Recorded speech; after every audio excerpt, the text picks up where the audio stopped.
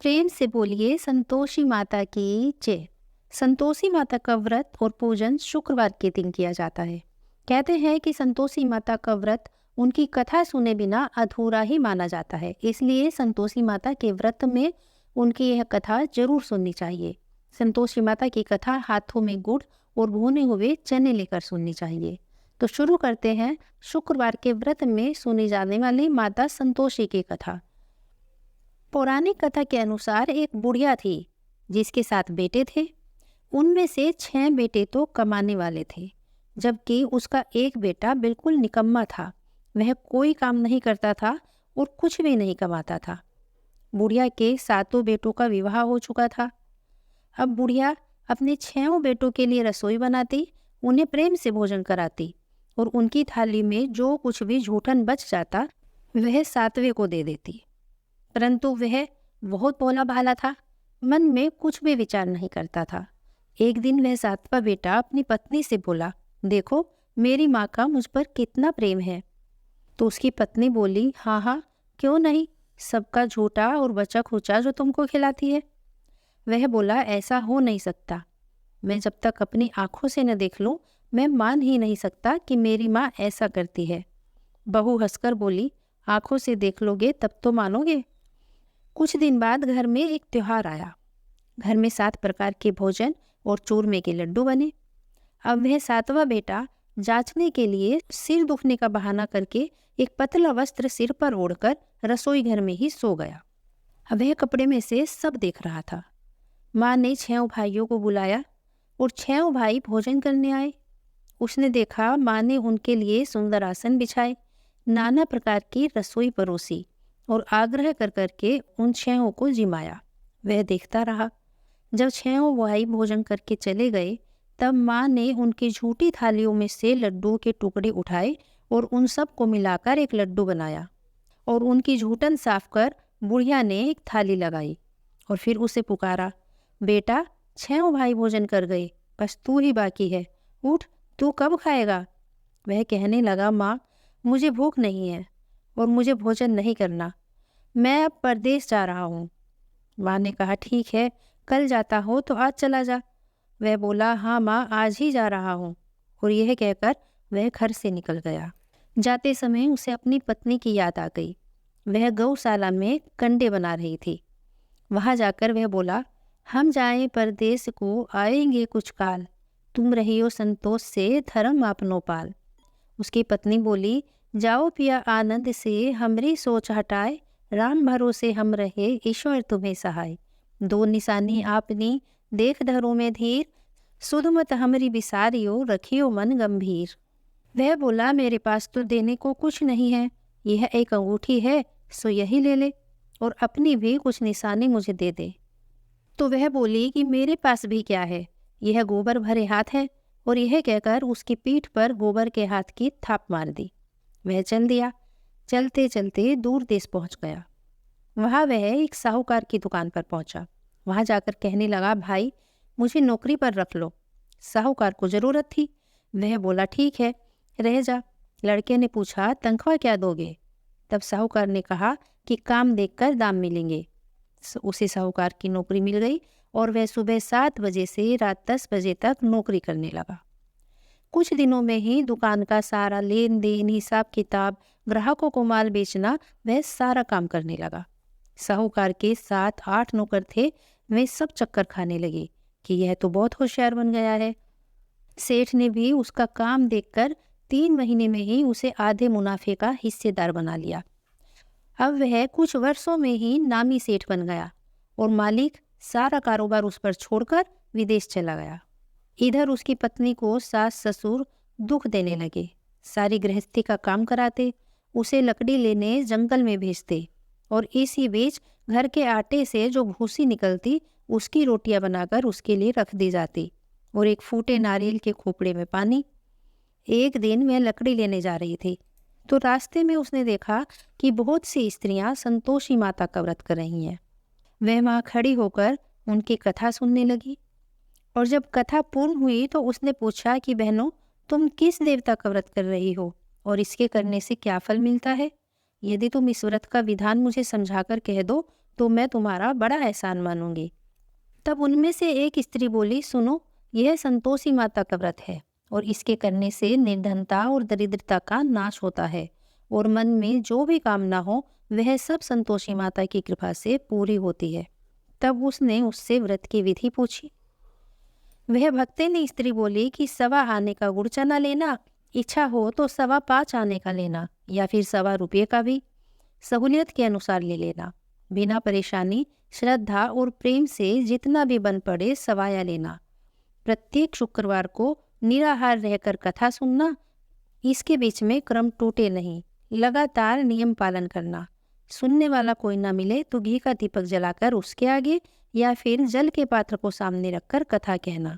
और जब तक कार्य सिद्ध ना हो नियम का पालन करते रहना और कार्य सिद्ध हो जाने पर व्रत का उद्यापन करना। 3 मास में माता इच्छा अवश्य पूरी करती है।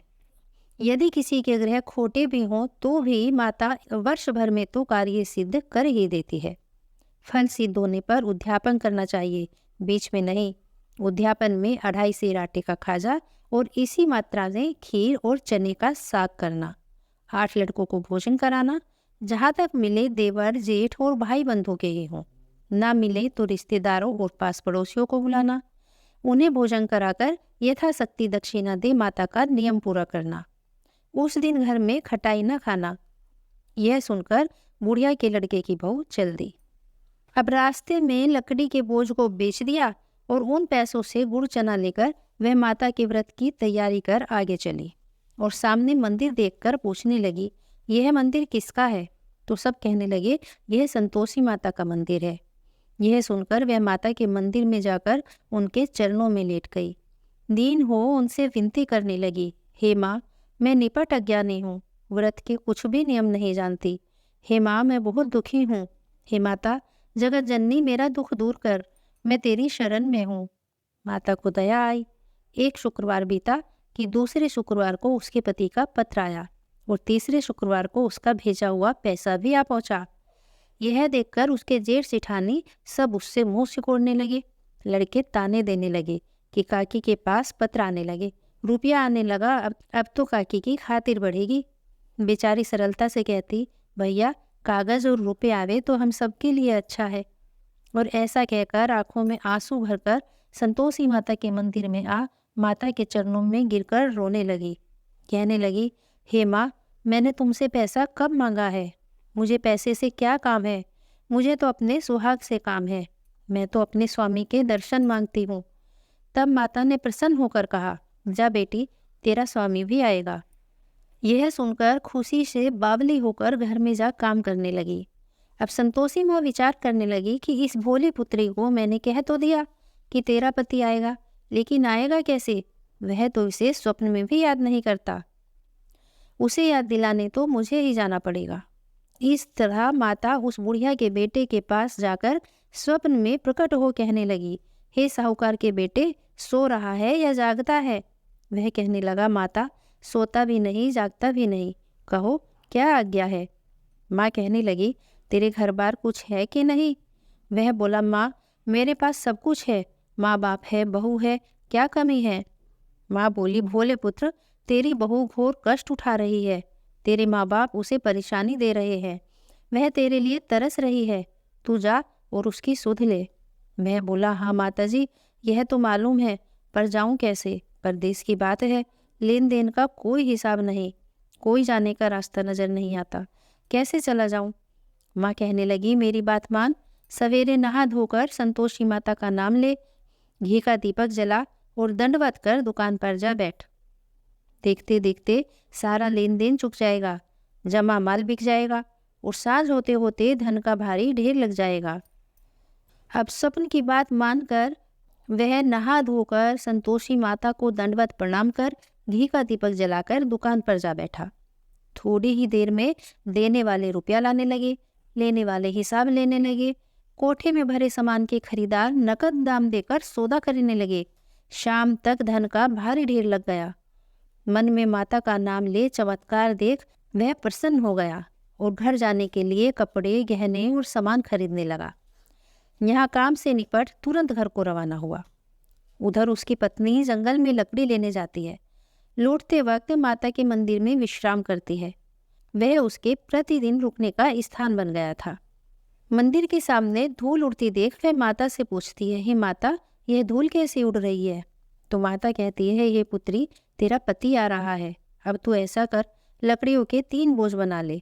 एक नदी किनारे रख, दूसरा मेरे मंदिर पर और तीसरा अपने सिर पर। तेरे पति को लकड़ियों का गट्ठर देख मोह पैदा होगा। वह यहाँ रुकेगा, नाश्ता पानी खाकर माँ से मिलने जाएगा। तब तू लकड़ियों का बोझ उठाकर जाना और चौक में गट्ठर डालकर जोर से आवाज देना, लो सासू जी, लकड़ियों का गट्ठर लो, भूसे की रोटी दो, नारियल के खोपड़े में पानी दो, आज मेहमान कौन आया है। माता से बहुत अच्छा कहकर वह प्रसन्न मन से लकड़ियों के 3 गट्ठर बनाए। एक नदी के किनारे रखा, एक माता के मंदिर पर रखा। इतने में मुसाफिर आ पहुंचा। सूखी लकड़ी देखकर उसकी इच्छा उत्पन्न हुई कि यहीं विश्राम करे और भोजन बनाकर खा पी कर ही गाँव जाए। इस तरह वह रुक कर भोजन बना विश्राम करके तब गांव के लिए चला। वहां जाकर सबसे प्रेम से मिला। उसी समय सिर पर लकड़ी का गट्ठर लिए वह उतावली सी आती है और लकड़ियों का भारी बोझ आंगन में डालकर जोर से 3 आवाज लगाती है, लो सासू जी, लकड़ियों का गट्ठर लो, भूसे की रोटी दो, नारियल के खोपड़े में पानी दो, आज मेहमान कौन आया है। यह सुनकर उसकी सास बाहर आकर अपने दिए हुए कष्टों को भुलाने हेतु कहती है, बहू, ऐसा क्यों कहती है? तेरा पति ही तो आया है, आ बैठ, मीठा भात खा, भोजन कर, कपड़े गहने पहन। उसकी आवाज़ सुनकर उसका पति बाहर आता है। अंगूठी देखकर व्याकुल हो जाता है। माँ से पूछता है, माँ, यह कौन है? माँ बोली, बेटा, तेरी बहू है। जब से तू गया है तब से सारे गांव में भटकती फिरती है, घर का कुछ कामकाज करती नहीं, 4 पहर आकर खा जाती है। वह बोला, माँ, ठीक है, मैंने इसे भी देखा और तुझे भी, अब दूसरे घर की चाबी दे, मैं उसमें रहूँगा। माँ बोली, ठीक है बेटा, जैसी तेरी मर्जी। तब वह दूसरे मकान की 3री मंजिल का कमरा खोलकर सारा सामान जमाया। एक दिन में ही राजा के महल जैसा ठाट बाट बन गया। अब क्या था, बहू सुख भोगने लगी। इतने में अगला शुक्रवार आया तो उसने अपने पति से कहा कि मुझे संतोषी माता के व्रत का उद्यापन करना है। पति बोला, हाँ हाँ, खुशी से करो। वह उद्यापन की तैयारी करने लगी।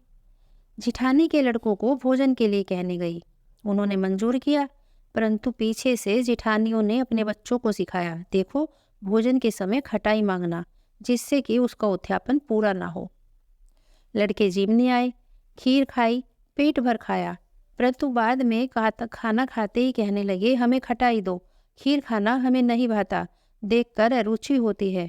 वह कहने लगी, भाई, खटाई किसी को नहीं दी जाएगी, यह तो संतोषी माता का प्रसाद है।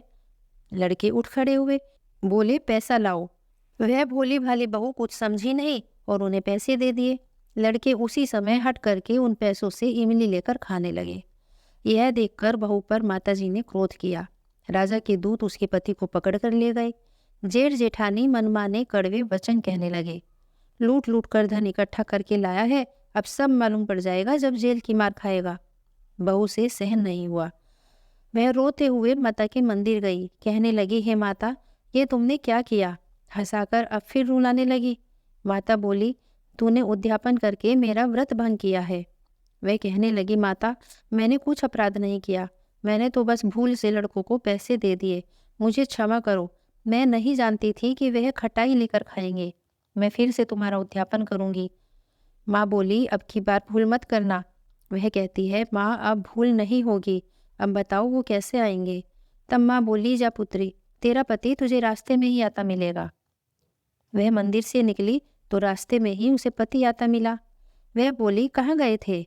तो वह कहने लगा, इतना धन जो कमाया है उसका टैक्स राजा ने मांगा था, वही भरने गया था। तो बहू प्रसन्न होकर बोली, भला हुआ, अब घर को चलो।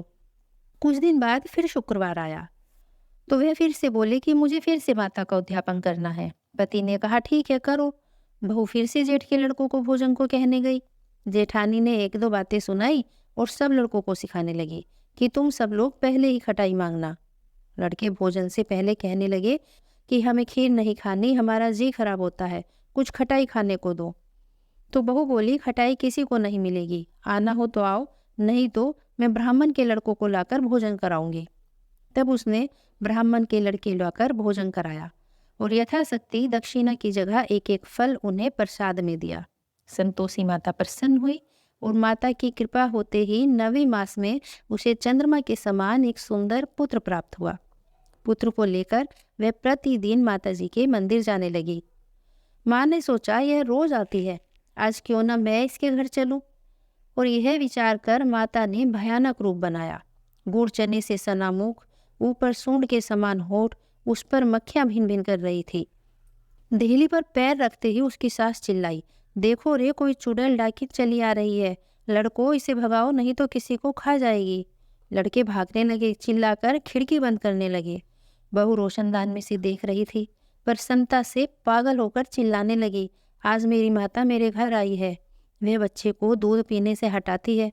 इतने में ही सास का क्रोध फूट पड़ा। वह बोली, क्या उतावली हुई है, बच्चे को भी पटक दिया। इतने में माँ के प्रताप से लड़के ही लड़के नजर आने लगे। तो बहू बोली, सासू माँ, मैं जिस माता का व्रत करती हूँ यह वही संतोषी माता है। तब सब ने माता जी के चरण पकड़ लिए और विनती कर कहने लगे, हे माता, हम मूर्ख हैं, अज्ञानी हैं, तुम्हारे व्रत की विधि हम नहीं जानते, व्रत भंग कर हमने बड़ा अपराध किया। हे जगमाता, आप हमारा अपराध क्षमा करो। इस प्रकार माता उन सब से प्रसन्न हुई और सबको आशीर्वाद दिया। जैसी संतोषी माता उस बहू पर प्रसन्न हुई और जैसा फल उसे दिया, हे माता वैसा ही सबको देना। जो इस कहानी को पढ़े, सुने या सुनाए, उन सब का मनोरथ पूर्ण करना। बोलो संतोषी माता की जय।